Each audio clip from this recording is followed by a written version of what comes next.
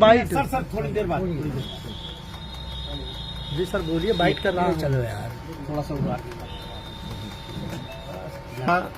सौभाग्यशाली हूँ कि आज जो रात बीती है, 1 बजे रात को माननीय बहन जी ने मुझे टेलीफोन किया और अपने आशीर्वाद से नवाजा कि आपको मैं फिर जौनपुर संसदीय क्षेत्र से पार्टी का उम्मीदवार बना रहा हूँ, अपने कागज वगैरह तैयार कर दो।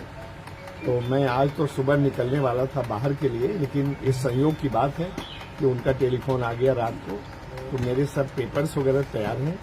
जहाँ तक टिकट की बात है मेन ऑथराइजेशन का, वो हमारे आदरणीय श्री खरवार साहब, कोऑर्डिनेटर साहब लखनऊ से लेके चले हैं, रास्ते में हैं और उम्मीद है कि घंटे 2 घंटे में मिल जाएगा। कल कोऑर्डिनेटर देखिए मैं बताऊं, मैं तो इधर इतना अपने काम में मैं अपने मौज में मशगूल था कि मैंने कोई किसी का इंटरव्यू नहीं देखा, मैंने कोई प्रेस कॉन्फ्रेंस नहीं देखा और मुझे किसी चीज का ध्यान नहीं, याद नहीं क्या कोई मेरे ध्यान नहीं आया। जब न मैं अखबार पढ़ पाया, न कोई मोबाइल व्हाट्सएप देख पाया।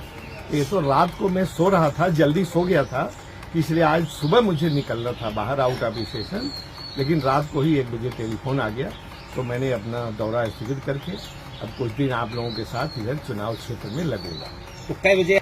मुझे उम्मीद है कि 1 बजे के पहले आ जाना चाहिए। मेरे कागज पत्र तैयार हैं और 1 बजे के आसपास नामांकन करूंगा। श्री कला अब मैं क्या कहूं, जब तक मेरे हाथ में नहीं आता। आप नामांकन कोऑर्डिनेटर मैंने आपको पहले ही बता दिया, अब उससे आप समझ लीजिए। टिकट पाकर कितना खुश है?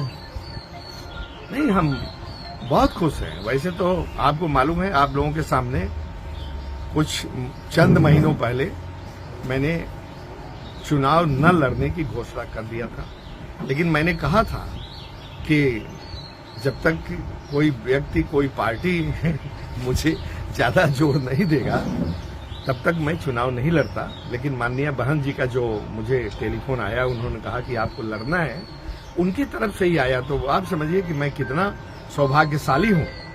तो मैं तैयार हो गया हूं एक बार फिर कमर कस करके, और सिराज हिंद की जनता मुझे लगता है कि मुझे आशीर्वाद देगी, क्योंकि ज्योतिष ने कहा था, एक ज्योतिषी ने मुझे कहा कि अगला एमपी आपको ही होना है। तो मैंने उससे सवाल किया कि यहाँ टिकट तो मिला नहीं, तो कैसे एमपी बनूंगा भाई? उसने कहा कि अब ये तो मैं नहीं जानता, लेकिन ऐसा योग कह रहा है। और कल जब शाम हुई, फिर मैंने टेलीफोन किया कि कल तो 6 तारीख लास्ट डे है नॉमिनेशन की। बोले कि अब क्या होगा मैं नहीं कह सकता, और लेकिन 5 और 6 की रात को मुझे वो टेलीफोन आ गया है, इसलिए मुझे उसकी बातों में बहुत विश्वास हो गया है। जो उसने कहा है, हमने ये भी कहा कि जौनपुर का इतिहास रहा है कि कभी एक आदमी दोबारा नहीं हुआ कंसेक्यूटिव टर्म में। तो उसने कहा कि अब मैं इसको नहीं कर सकता कैसे होगा, लेकिन अगला एमपी आपको होना है। तो उसकी बात का मुझे बहुत विश्वास है, और मैं उसी विश्वास पर और बसपा के कार्यकर्ताओं के विश्वास पर, सिराजे हिंद की धरती पर जितने हमारे वोटर हैं, पहले भी उन्होंने मुझे बहुत मदद किया है, बहुत हमारे लिए उन्होंने वोट देने के लिए धूप गर्मी झेली है। पूजा पाठ ज्योतिषी पर कितना विश्वास करते हैं? देखिए अब तो कुछ हो गया